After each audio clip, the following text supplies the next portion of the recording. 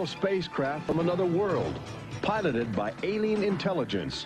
One sighting from tens of thousands made over the last 50 years on virtually every continent on the globe.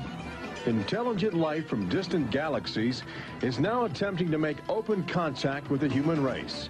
And tonight, we'll show you the evidence.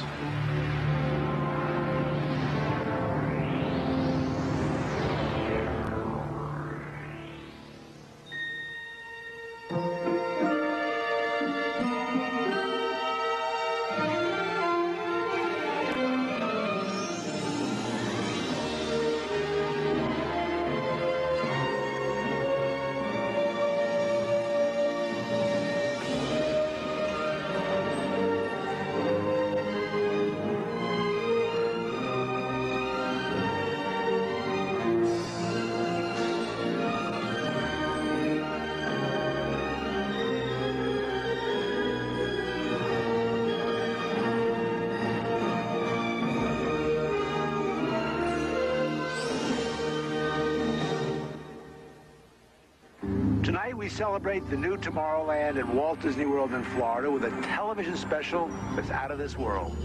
Hello, I'm Michael Eisner, head of the Walt Disney Company. In a top-secret military installation somewhere in the United States, there are those who believe that the government is hiding the remains of an alien spacecraft that mysteriously crashed to Earth. With more and more scientific evidence of alien encounters and UFO sightings, the idea of creatures from another planet might not be as far-fetched as we once thought. In fact, one of you out there could have the next alien encounter. Enjoy tonight's special. I'm going to walk over and see if I can sneak a peek. Maybe not. Alien Encounters from New Tomorrowland is brought to you by Bounty. Outstanding absorbency and durability make Bounty the quilted quicker picker-upper. Scientific verification of extraterrestrial life forms routinely arriving on Earth. Top secret reports from ongoing military investigations. Compelling home videos of alien craft captured within the last few months. World figures who have gone public with their own extraterrestrial experiences. The shocking history of government misinformation programs designed to prevent widespread panic. And personal accounts of those who have been abducted and studied against their will. It's happened to me, it's happened to my sister, and I believe my mother. My son looks me straight in the eyes, and he says, "They took blood out of you, Mama." They don't ask permission, they take you. But it's such an incredible secret, nobody wants to believe it. There is valuable scientific data that would prove once and for all that planet Earth is being visited by a highly evolved intelligence that is not from this world. Wait a minute. I've had enough. Stop it. From beyond the boundaries of our perceptions, intelligent beings are beckoning mankind to join the galactic community. It's an invitation which is both wondrous and terrifying. This is the nature of alien encounters. Mankind has the unique ability to ignore the obvious, especially when the facts reveal a disturbing truth. We once believed the sun revolved around the earth. When Galileo demonstrated the reverse is true in 1634, he was charged with heresy and placed under house arrest for the last 8 years of his life. The charges were later dropped, 342 years later. Now, as we approach a new millennium, mankind is in the midst of the most profound event in history, actual contact with intelligent life from other planets. For nearly 50 years, officials have been documenting routine alien encounters here on Earth. And thousands of people have seen or experienced this alien presence. Yet many others still refuse to acknowledge the obvious evidence all around them. What is it like to be confronted by a creature whose intelligence and skill is far beyond the comprehension of mankind? Would it be enlightening? Would it be an exercise in terror? Or perhaps both? Here in the new Tomorrowland at the Walt Disney World Resort near Orlando, Florida, these concepts are brought to life as guests experience their own alien encounter, a sensory thriller from Disney and George Lucas. We'll give you a sneak preview later in the show. But first, we must prepare you for the future with some shocking insights from the recent past. Alien ships seem to arrive in waves. And if the last few years are any indication, planet Earth is experiencing a tsunami of sightings.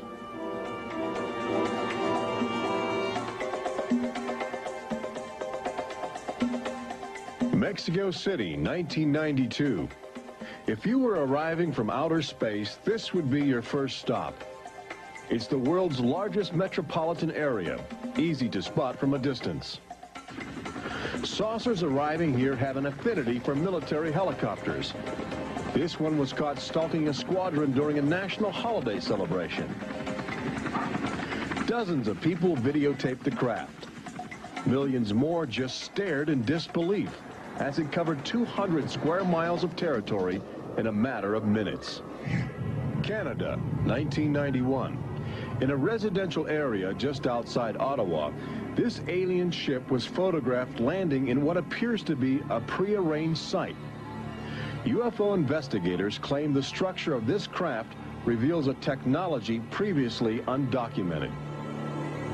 This sighting is known as the Guardian Case, named after the pseudonym of the photographer who wishes to keep his identity secret to avoid harassment from local authorities uncomfortable with the notion of alien intruders. For the last few months of 1994 and lately in 1995, Gulf Breeze, Florida has been ground zero for alien encounters. Especially during the day, extraterrestrial craft have become common ornaments in the uneasy skies. Over those dunes right there. There she is, right there. Oh my God. Residents of Gulf Breeze routinely aim their home video cameras at the horizon. More often than not, they capture an astounding alien display. There it is. Right up there.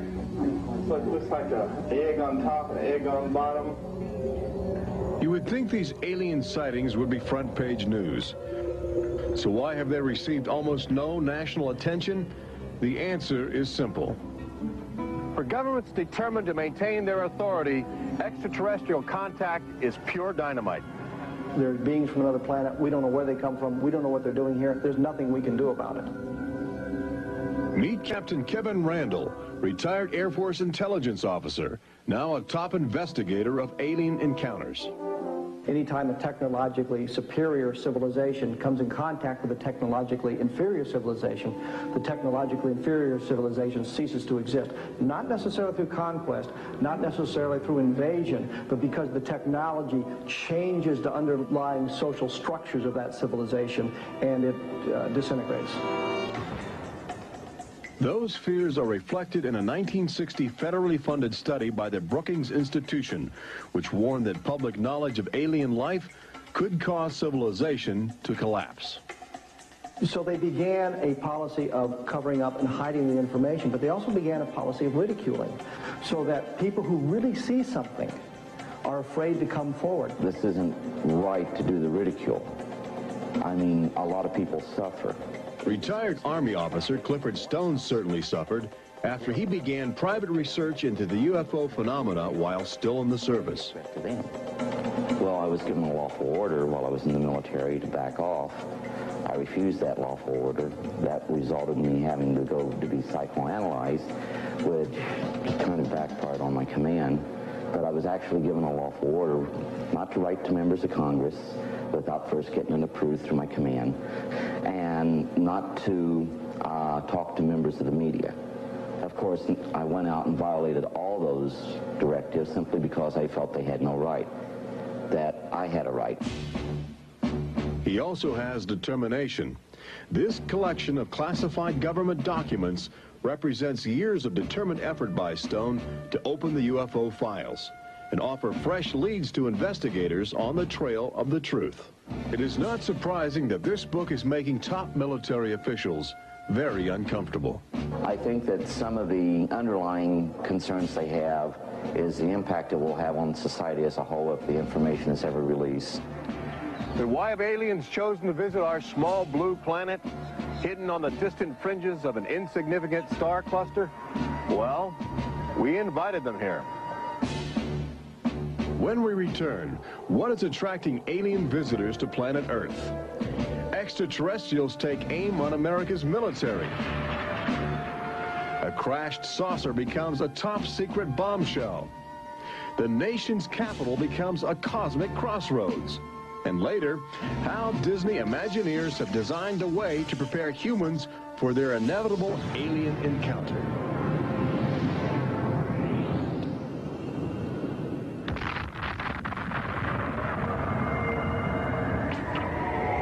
And I looked, and behold, a whirlwind came out of the north, and a fire enfolding itself, and the brightness was about it. Also out of the midst thereof came the likeness of 4 living creatures. And when the living creatures went, the wheels went by them. And when the living creatures were lifted up from the earth, the wheels were lifted up. For the spirit of the living creature was in the wheels. Ezekiel chapter 1. There have been reports of alien encounters throughout recorded history, often buried in the obscure poetry of mystics. But since the end of World War II, alien encounters have adopted a darker, more menacing demeanor. No longer just spirited lights dancing in the sky, UFOs turn more brazen, announcing themselves with surprising ferocity. Most alien activity on Earth in this century seems to have been sparked by the single most profound technological achievement in human history.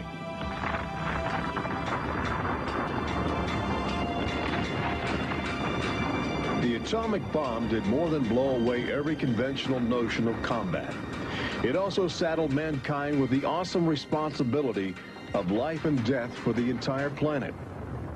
But what the world didn't know in 1945 was that the atomic bomb's brilliant burst of energy would also be mankind's cosmic calling card, announcing to the universe that a technological society had evolved on a small blue planet in the backwaters of the stars.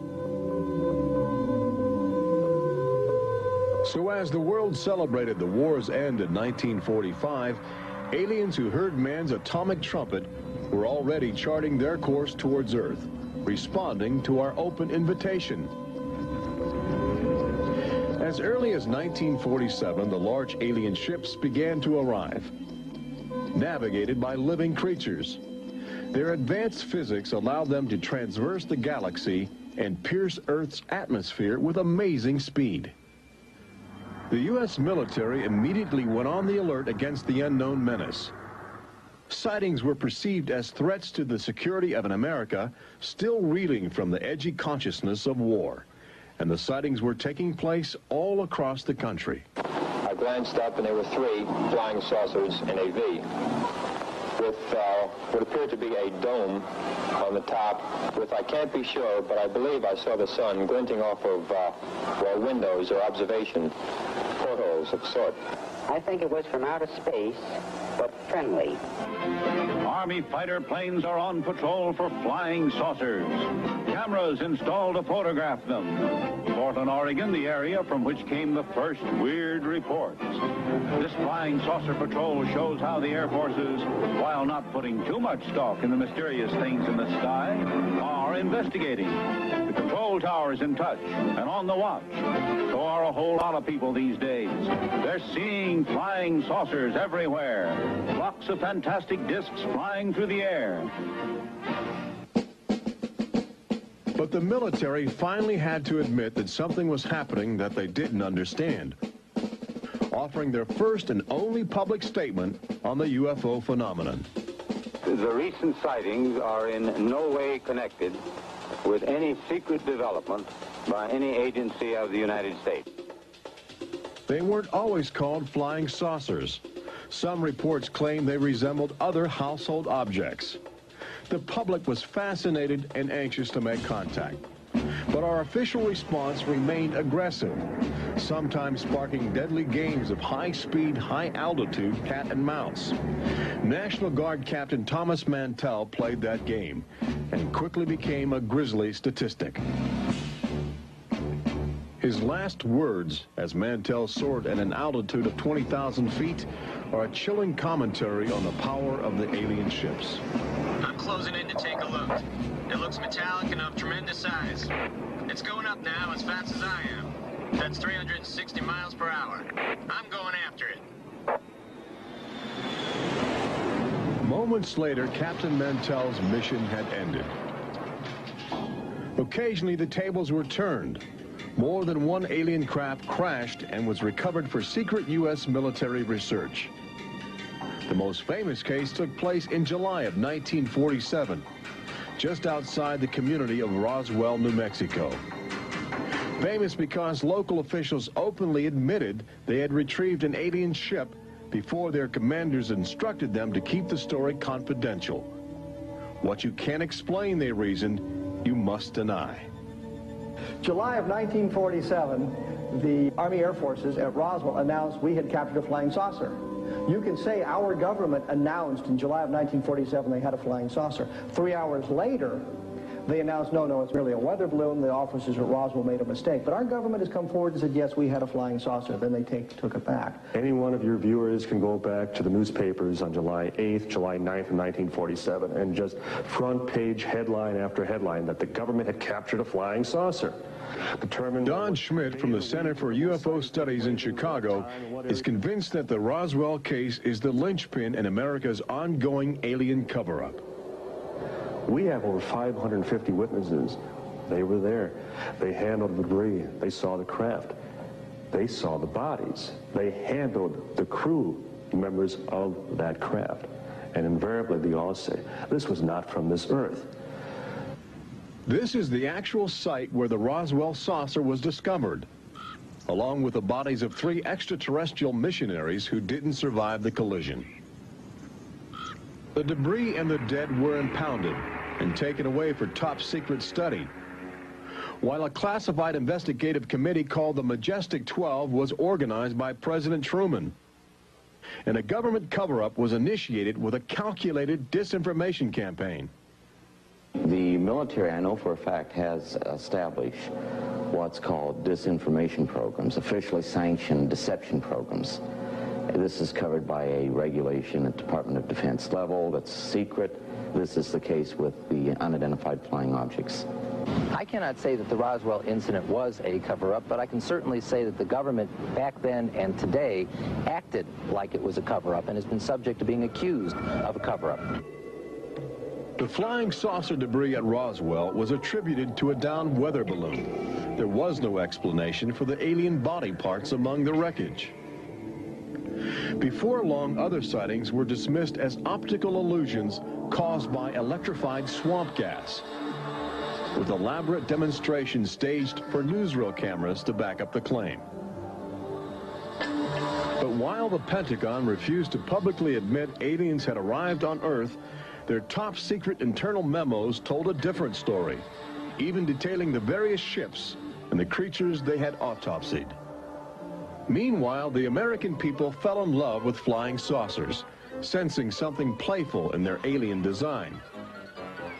Before long, even the military seemed to fall under the trance of the UFOs. Government inventors began to mimic what they were seeing in the sky, in a strategy to stumble upon the secrets of advanced alien technology. These rare films chronicle those primitive efforts. At a symposium conducted by Princeton University, weird and wonderful flying machines developed for the Army go through their paces. The flying scooter, for instance, with only a 7-horsepower motor. Or this flying what have you. Just count your fingers after starting the fans.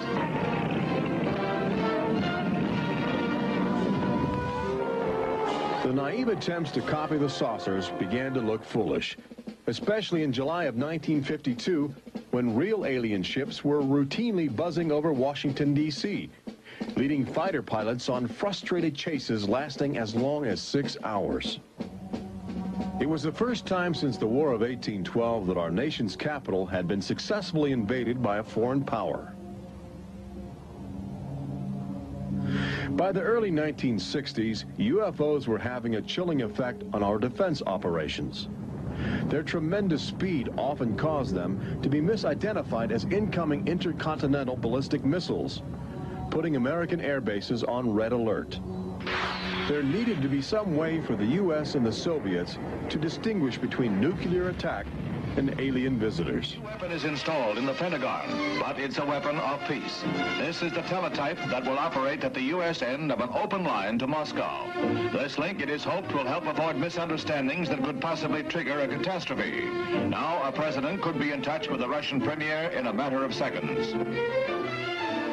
The hotline between Moscow and Washington was set up so they could go ahead and make last-minute pleas that we're not attacking you and you're not attacking us. The purpose for this was to ensure that a nuclear war would not be touched off by a UFO appearing on the scopes and being mistaken for enemy aircraft. The hotline eased some international tensions, but it didn't halt the interaction between the military and the aliens, which continues to this day. November of 1975, essentially every SAC base in the United States was visited by UFOs. We have reason to believe that the UFOs went ahead and had some effect on changing the codes within the missiles, within the launch control facility, to change where the missiles would hit. 1976, September, Iran, 2 F-4s tried to intercept a UFO and shoot upon a UFO. The weapon systems of the planes go dead. The communication systems go dead. These are just two examples of cases which sound like they came out of science fiction, but in reality, they're from government documentation. Documents released by the State Department. The main engines up and burning.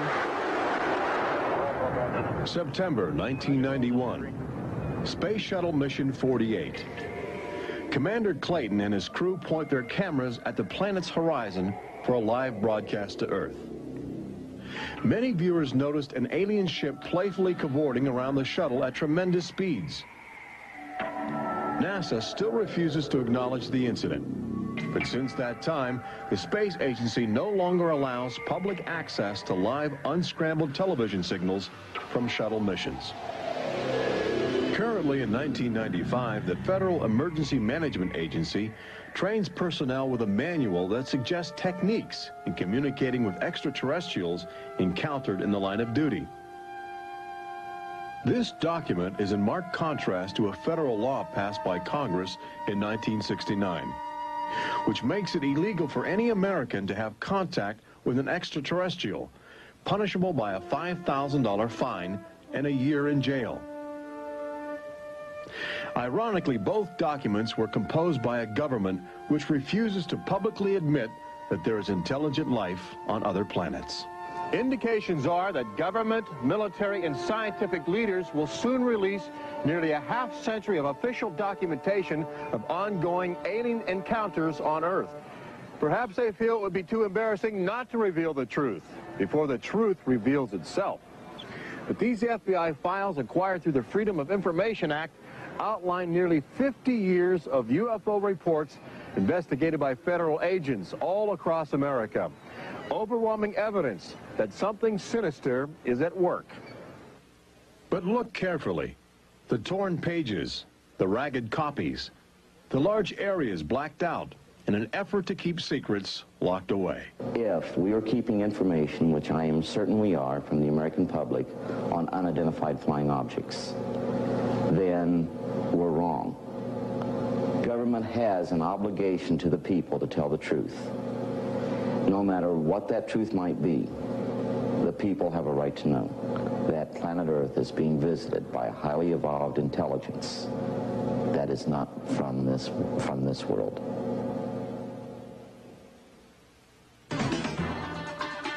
When we return, meet the people who have already experienced disturbing contact with creatures from another world. They don't ask permission, they take you. See how government is monitoring mutant life forms which have already staked their claim on planet Earth. And join Robert Urich on the fringes of the future in Walt Disney World's Magic Kingdom as Disney Imagineers prepare the public for their inevitable alien encounter. universe from New Tomorrowland.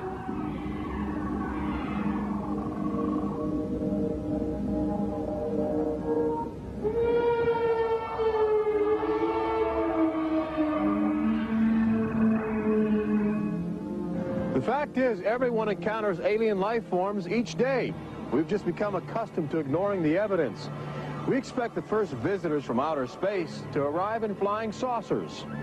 But there are new scientific suggestions that the microbiotic organisms, which routinely invade human bodies in the form of viral disease, may have extraterrestrial connections. These minute alien life forms may very well be the advanced invasion force, leading the way to test Earth's environment for more complex and determined creatures.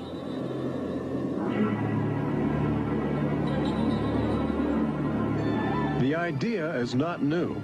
Arrhenius, a Swedish chemist who died in 1927, first proposed the theory of transfermia, the notion that life is universally dispersed, possibly carried by cosmic winds across the vast expanse of the galaxy in the form of viral spores. Uncovering this mutating alien life is an ongoing government project carried out by scientific teams at NASA. They begin by collecting meteors which have landed on the barren landscape of Antarctica. Here, low temperatures preserve the alien life clinging to 4 billion-year-old cosmic debris. In a specially sealed clean room at the Johnson Space Center, these crude interstellar spaceships are carefully dissected to extract the biotic matter inside. Amino acids, a kaleidoscope of organic compounds, and the chemical catalysts of life are analyzed with sophisticated gas chromographs and mass spectrometers. Life is plentiful in the universe and eerily tenacious. Lately, scientists have found extraordinary numbers of unknown organisms which have gained a biological foothold where we once thought survival would be impossible. They grow in deadly ammonia gas. They are resistant to ultraviolet radiation. They thrive inside the radioactive cooling systems of nuclear power plants. And they can even survive the vacuum of space, reanimating themselves when air and water become available. Riding inside the stone cocoon of a meteor, life can travel virtually anywhere, and a good deal of it lands on planet Earth. But just as we explore the genetic package of alien life, visitors from space are routinely examining human specimens, abducting men, women, and children in order to conduct disturbing biological experiments. Very, very few people who've had the experience are willing to talk about it publicly. There is such a kind of ridicule factor. Bud Hopkins, researcher and author of the best-selling book Intruders, is America's leading investigator into the alien abduction phenomenon, and largely responsible for bringing the astonishing situation to the nation's attention. The most important thing about this, I think, in studying it, is to realize that there are very distinct patterns. This is not just a box full of crazy experiences which are mutually contradictory. The patterns start this way. People are abducted first in childhood. When I go back into my memory, I don't know a day without them. And they are then re-abducted over many, many, many years. When I saw this light on the freeway, my first reaction was, oh my God, not again. I grabbed the side of my bed like, no, you're not gonna get away with this. You're not gonna get away with it this time. Then I feel lifted off of the bed, and the next thing that I remember is being on a table or a bench and these beings surrounding me. Samples are taken from the skin, and there are very distinct scars that result from these biopsies, whatever we want to call them. I have a scar on my hand. It seems to be a triangle shape that's a half an inch by half an inch if you were to measure it. They were just red and blistery and kind of in a large equilateral triangle on each foot. The basic, most common mark is what we call a scoop mark. It's a circular depression, as if the aliens have used a little tool and removed a layer of cells. On my upper left inner thigh, I have two marks. There's a series of two. They're about 1/8 of an inch deep and about 1/4 inch in diameter that people call scoop marks, for lack of a better term. Often an object is inserted in the nostril or behind the eyeball or in the ear, which we believe to be implants. On my shin, between my ankle and my knee, were 2 puncture marks. In fact, I hesitate to call them that because they were larger and deeper. They were like 2 holes drilled vertically along my shin into my leg. And that frightened me deeply because I have no idea how those got there. I could only speculate as to why they were doing that, although I do know that, bone marrow contains genetic material, blood. They're interested in who you are genetically.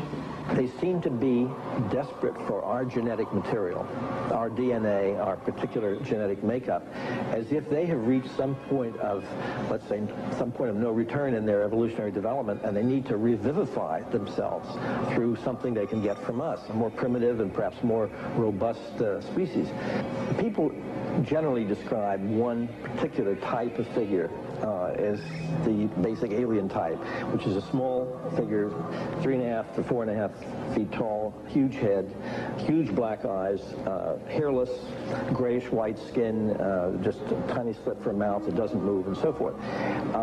I'd say that accounts for about 85% of the descriptions. There's some that are very, they talk about the reptilian being like sexually aggressive, and then there's some that look like praying mantis that are very mean and very violent. It is a violation of your body. It's a violation of your space. They don't ask permission. They take you. On this earth, when you are raped, when you are mugged, even if you don't see that person that is doing you bodily harm, you have somewhere to go. You can go to the police and at least give a report whether they do something or not. You have somewhere to go.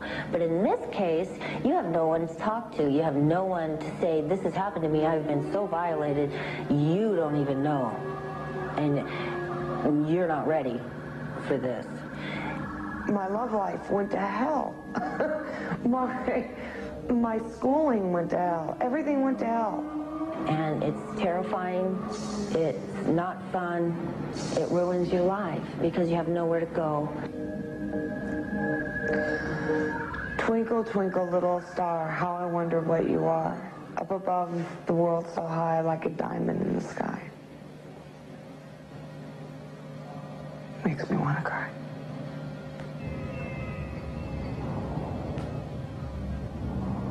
Part of the trauma involved in this is our government telling us that these objects don't exist. And I seem, and other members of my family, and other people seem to have these experiences.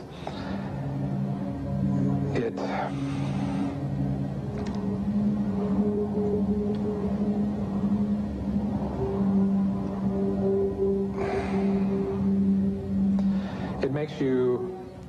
makes you doubt your sanity. The range of people who have had abductions around the world, because it is a global phenomenon, is just, it's a total range. I've worked with people who are of Oriental backgrounds, African-American background, Hispanics. I've worked with one NASA scientist, a research scientist, who is an abductee, a police lieutenant from the South, doctors, lawyers. I mean, I've had, incidentally, 7 psychiatrists come to me because of their own personal abduction experiences. The phenomenon affects people from all walks of life. And it has a dramatic effect on families. Debbie and Terry know firsthand. Both are ongoing abductees with deep concerns about the chilling connections between aliens and their children. I thought this was mental illness. Then my son started speaking about little airmen coming into his room and taking us up, and there was even one point where he said, "They took blood out of you, Mama." He wanted guarding all the time. He wouldn't go to bed at night unless I slept with him. He was angry. And the other thing is he started setting traps. One night my husband came home from work and there's these little colored stones all over the garage. And Dale, my husband, said, "What is this for?" And he says, "Well, this is when the airmen come, they slip and fall on their butts." The interesting thing about children is a sort of innocence about their perceptions. I will present these cards of different heads, and there's Santa Claus, Batman, policeman, a clown, Ninja Turtle, an alien. What we do is to see how the child responds when we get to the alien face, and it can be extremely moving, because I've seen children just collapse when they see the drawing of the alien, crying, hugging their fathers or their mothers in terror. Well, she was 4 years old, and she was past bedwetting and all of that behavior. She was beyond that, and she'd never wet her bed. And when we moved to Banning, she started having nightmares every night and wetting her bed. And a couple of weeks ago, she had a bunch of scratches on her face, and she didn't have them when she went to bed. I said, what happened? And it was funny. The only thing I could get out of her was that she asked me, do aliens hurt you? And I went, what?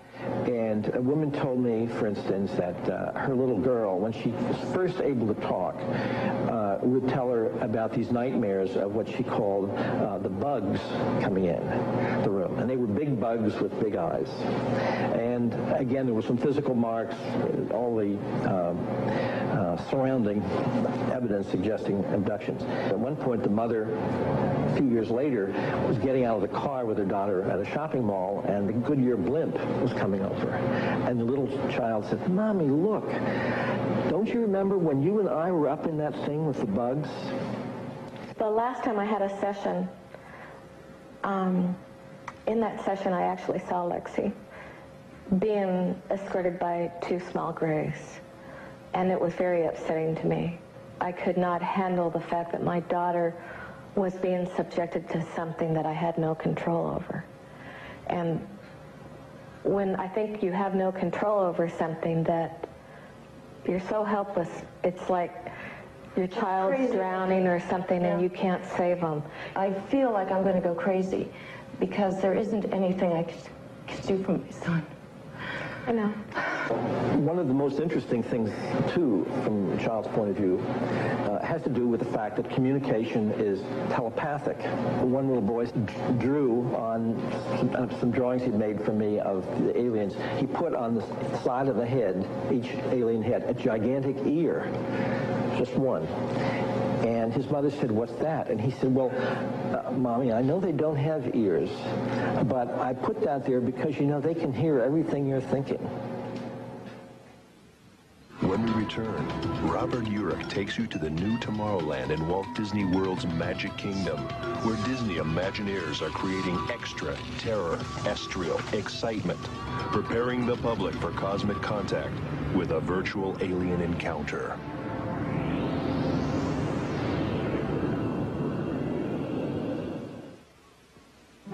An official UFO sighting report, one of thousands compiled over the last few decades.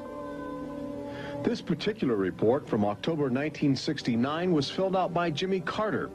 He was still governor of Georgia at the time. He witnessed a luminant object suspended in a twilight sky. Later, when he assumed the office of President of the United States, his staff attempted to explore the availability of official investigations into alien contact. As this internal government memo illustrates, there are some security secrets outside the jurisdiction of the White House. We investigated lights in the sky for over 20 years. We didn't get anywhere. We have over 100,000 cases from over 160 countries in our files at the Center for UFO Studies in Chicago. When you actually take the time to look at the official record, look at the actual classified, disclosed documents on the phenomena, and I'll guarantee you'll walk away saying, why weren't we told about this? And why were we told something else altogether? We've all been indoctrinated to have this knee-jerk response just to that term, UFO. We have to ask ourselves, who started it? And isn't it about time we go out and find out for ourselves? Every year, NASA routinely propels about 24 astronauts into a low Earth orbit aboard the space shuttle. A loud, lumbering, somewhat primitive rocket ship.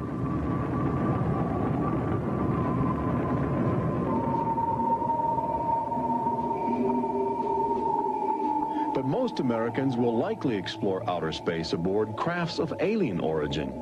Statistics indicate a greater probability that you will experience extraterrestrial contact in the next 5 years than the chances that you will win a state lottery. But how do you prepare for such an extraordinary event? Here in the new Tomorrowland at Disney World, scientists and Disney engineers have brought to life a possible scenario that helps acclimate the public to their inevitable alien encounter.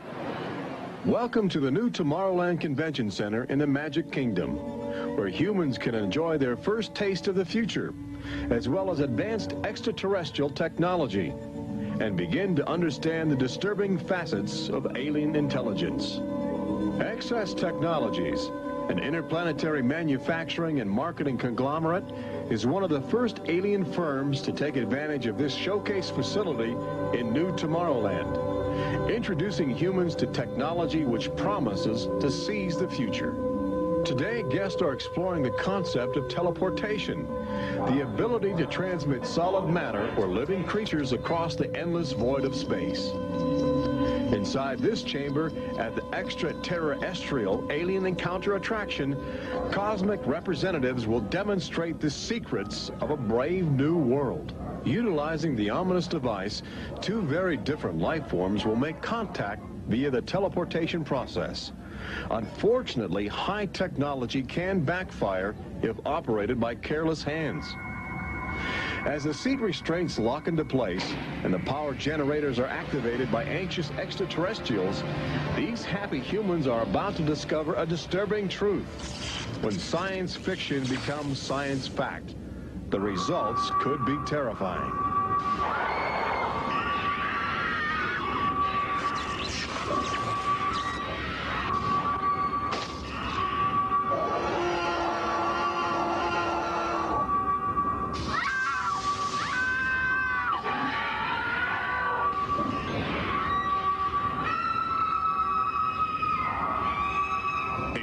Encounter opens at Walt Disney World summer 1995.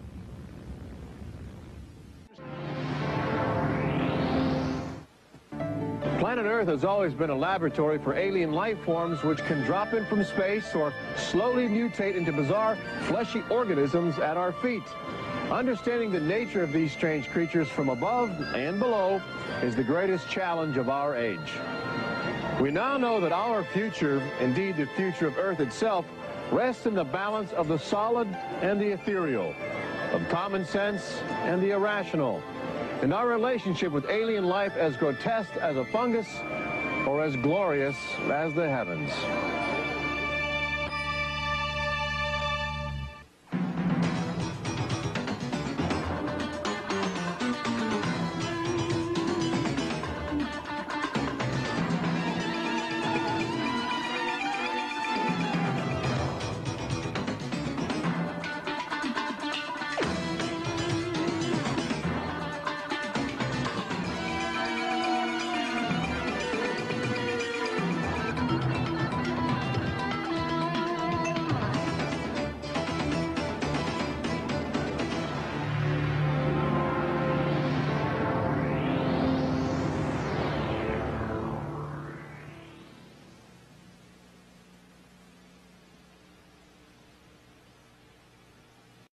In this documentary you will see miraculous UFO footage that has been authenticated by Top UFO. The documentary featured an extensive summary of the footage, the canisters containing the footage, an expert analysis from the likes of Stanton Friedman. One film expert noted in the documentary that the footage came in an old Soviet canister that had information labeled on it that was consistent with info written directly on the film reel. The numbers on the film's header matched the canisters they came. The header of the film had the crest of the KGB on it, and the term for top secret is shown in the first few seconds of this footage and image to the right. Having real-looking alien footage is one thing, but including the original film reel canisters means you are extremely close to proving 100% authenticity. This is something that has traditionally lacked in other more popular alien videos such as the widely known Alien Autopsy or the Alien Interview videos.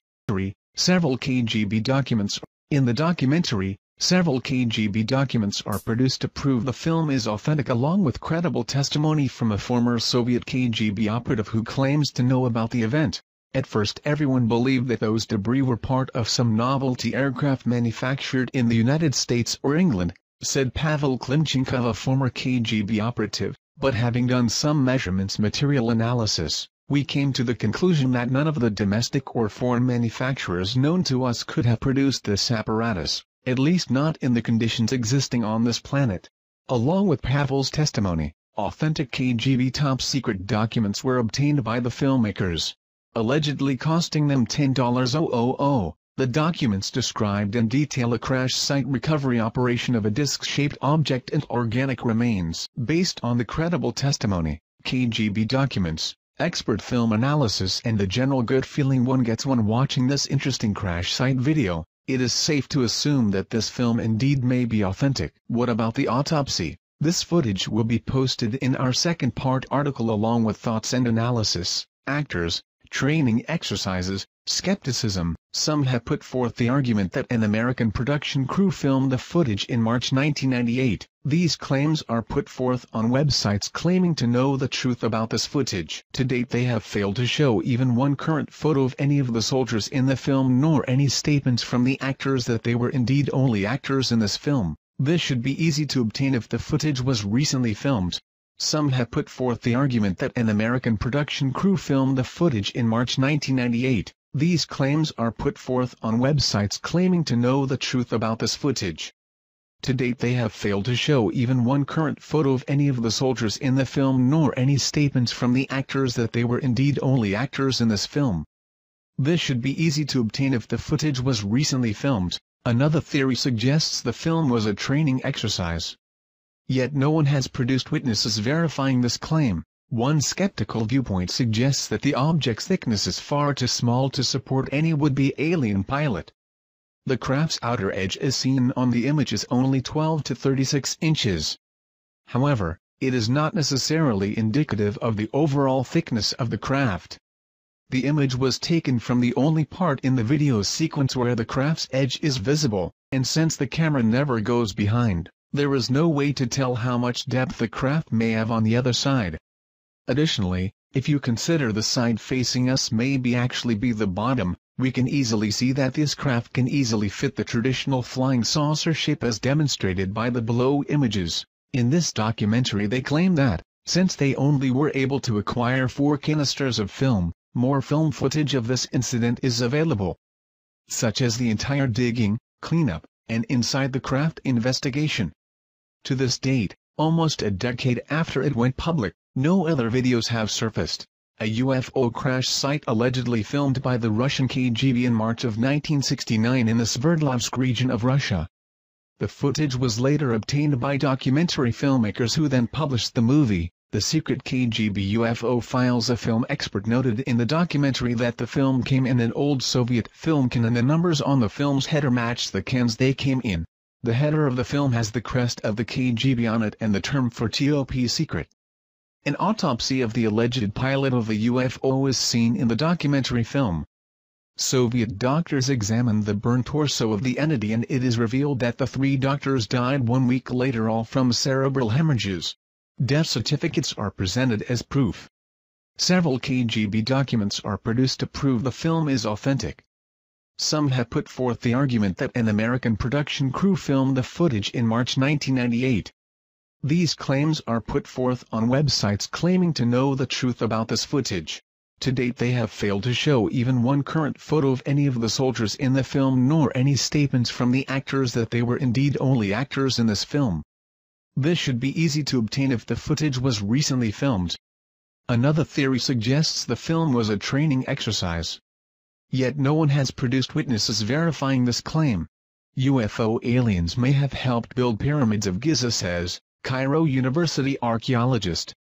Head of the Cairo University Archaeology Department, Dr. Ayla Shaheen, in December 2010 had told an audience that there might be truth to the theory that aliens helped the ancient Egyptians build the oldest of pyramids, the Pyramids of Giza.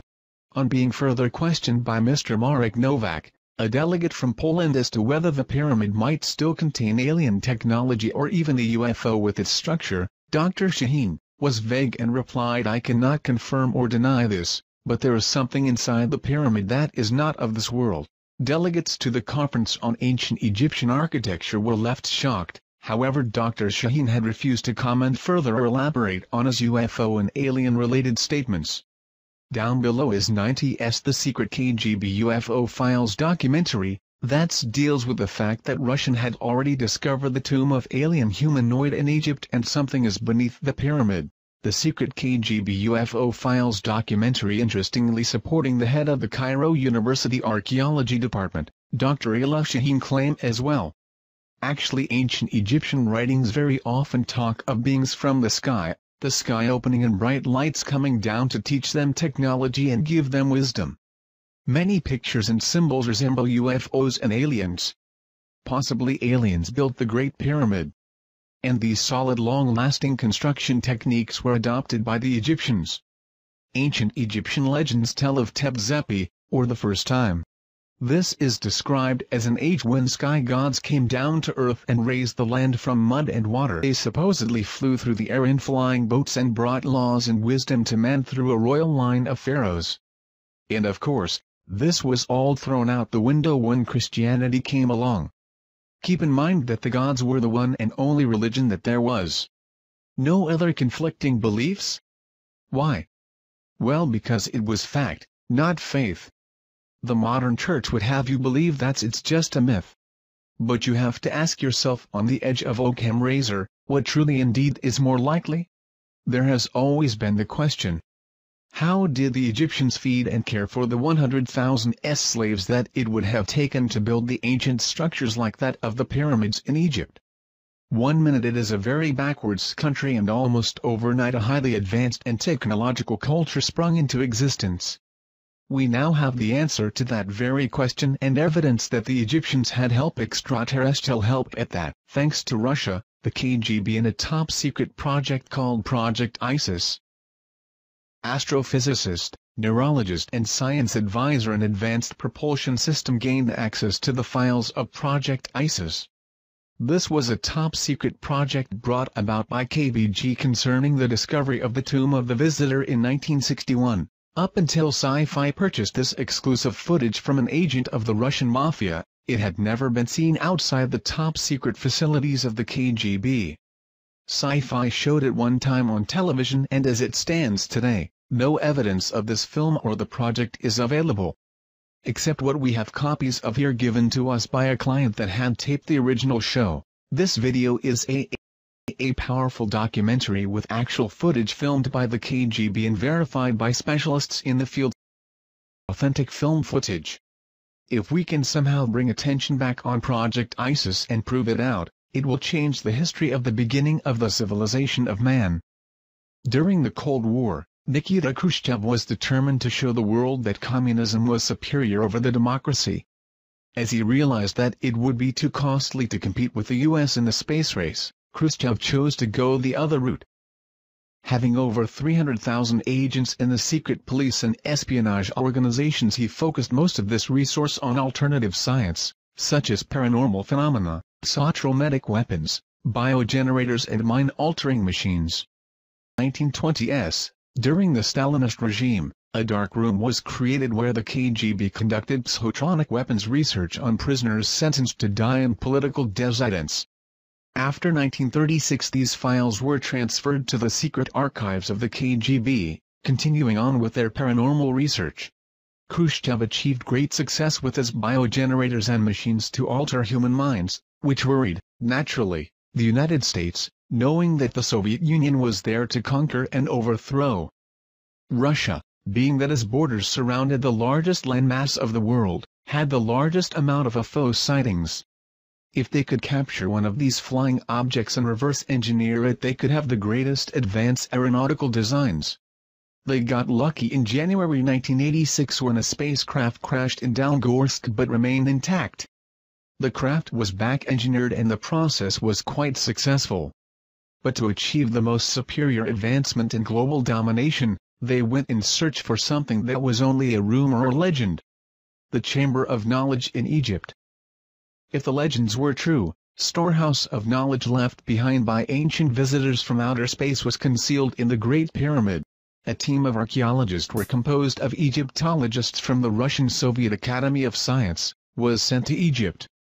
The fearing that the CIA would learn of this expedition, the Kremlin operated with complete secrecy. By the late 1950s, Egypt accounted for 43% of all the Soviet aid for Third World nations. When they started the ISIS project, the Soviet military personnel in Egypt was estimated over 20,000. The heavy military presence was used to disguise the efforts of the mission scientists headquartered in Cairo.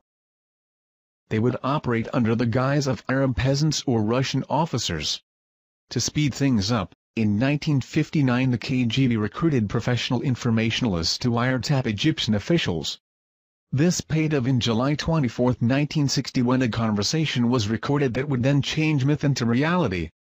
The official had been given a call that two Bedouin had stumbled upon the tomb of the visitor. The Bedouin were in the hospital and kept repeating, "The visitor God." At this moment in time, Project ISIS became top priority, and all efforts were made to immediately follow up by having the Bedouin show them where they had found this tomb. SEIFI was able to purchase several documents and film footage as to the KGB documentations of their findings.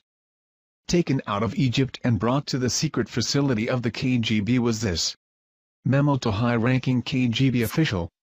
My agents had secured the notes of one of the scientists working on the tomb of the visitor findings. Another was the inventory of contents taken from the tomb as follows. Location of finding: undisclosed, 15 crates of relics, 1 partially mummified body, 1 stone sarcophagus, 8 hieroglyphic samples. Old report from a project scientist that was one of the first to enter the tomb. During the inspection of the wall segment, we noted that a strange magnet-repulsive force seemed to be emanating from the rock. We were unable to find any scientific explanation. Cryptologist report. Partial decoded message on tomb wall indicating a prophecy of the return of the winged gods. The Kremlin took the cryptologist report very seriously. KGB was ordered to determine target locations: planets, stars, galaxies. They had to duplicate the stars as they would have been over Giza thousands of years ago. They finally found it, in the stars and constellation of Orion during the year 10,500 BC. Although it was possible that the builders could have been working off plans of a time before the pyramids was constructed, this was proven not to be the case. Metal and synthetic materials of tomb were determined to be of unknown origin, and the tomb was carbon dated, giving it a dating of 10,500 BC, meaning the pyramid had to have been made at 10,500 BC. Cans of film were purchased by SEIFI through the Russian mafia agent, which originally came from the maximum security archives of the KGB.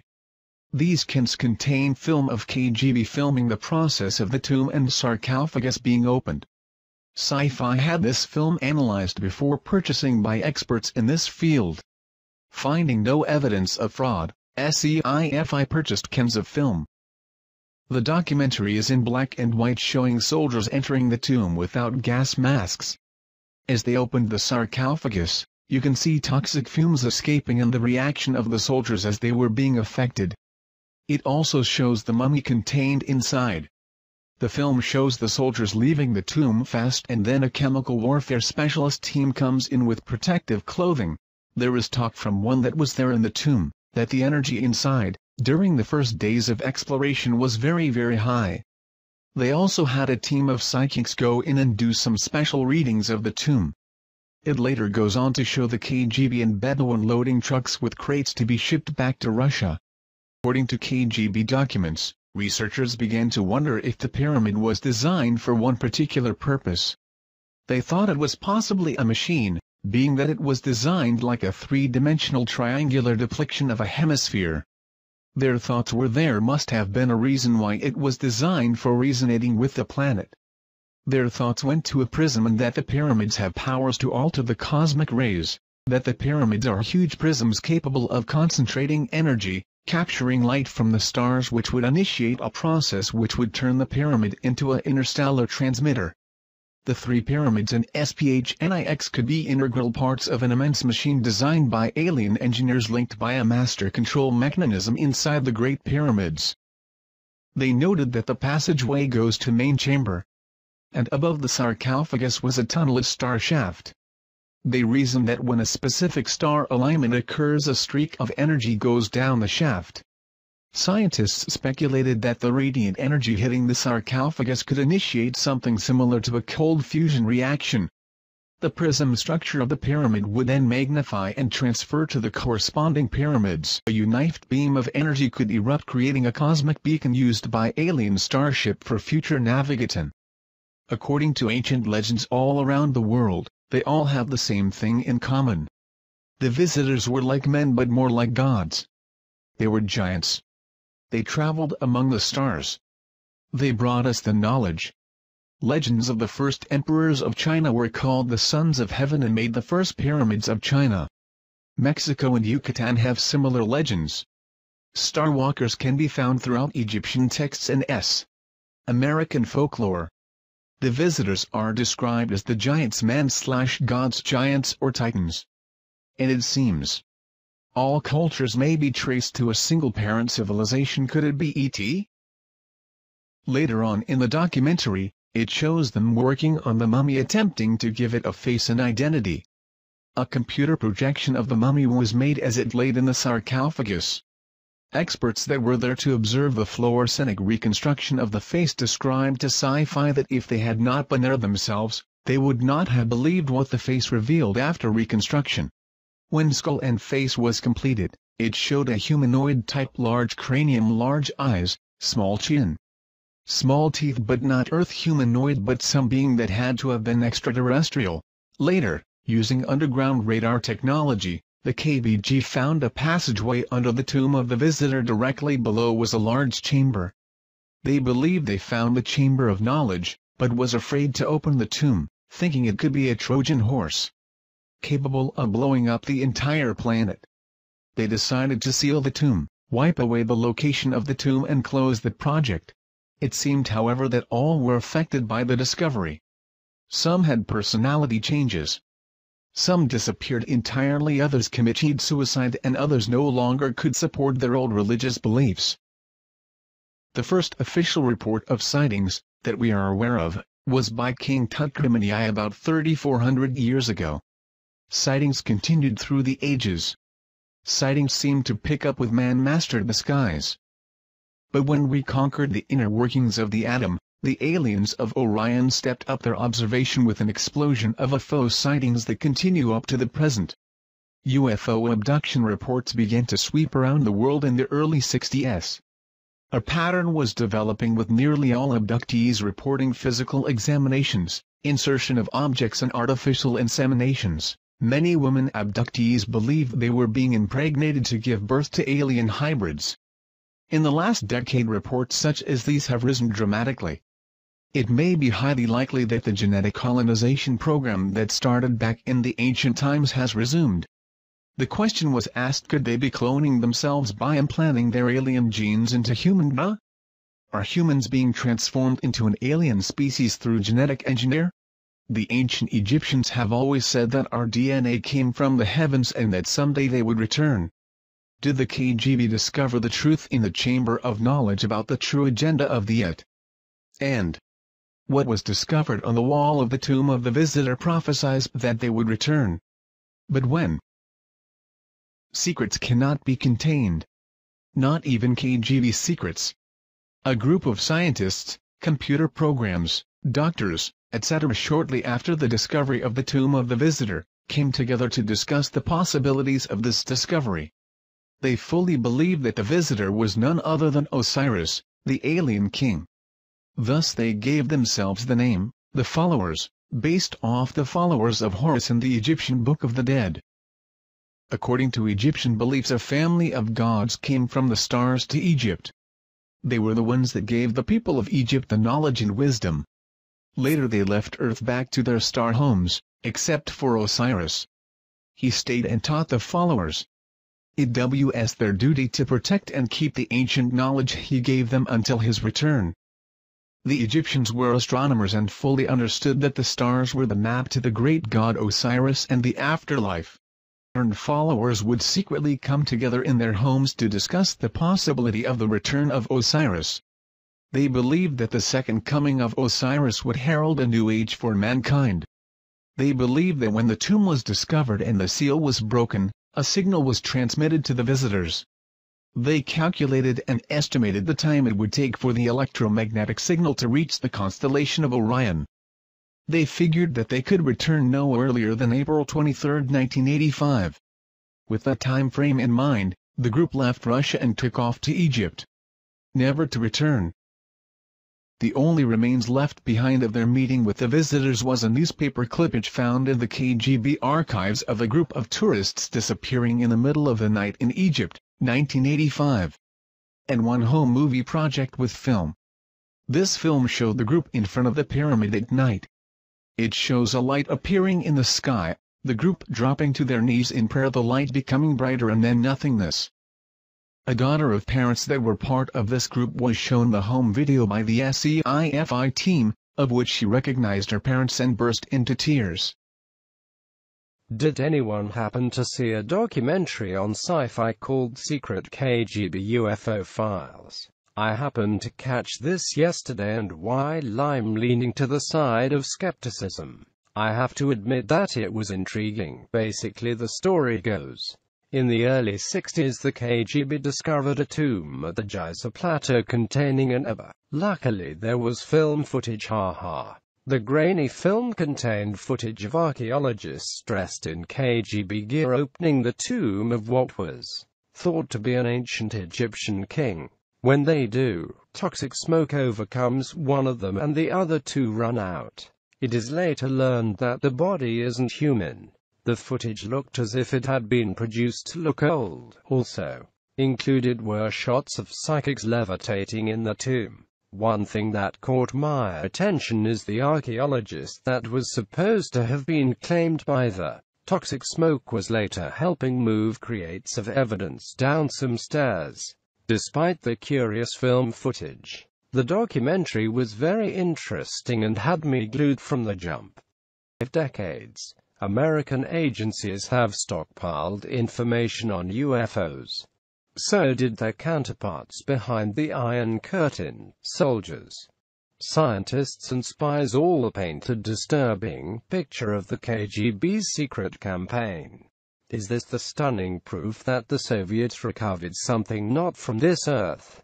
When US researchers began looking into just how much the Soviet government knew about UFOs and extraterrestrial visitation, they were not surprised to learn that the Russians took the subject very seriously. What they didn't expect was evidence of ancient alien visitation, paranormal properties associated with related artifacts, and most shocking of all, of a mass abduction in 1985, among the piles of materials obtained from former Soviet spies. Some extremely puzzling and disturbing documents and film footage surfaced confirming rumors, which had been circulating for decades. In the late 1950s and 60s, the Russians became very interested in a number of unusual and newly discovered archaeological sites in Egypt by interpreting ancient symbols. One of those sites was believed to contain the remains of a life form not from Earth.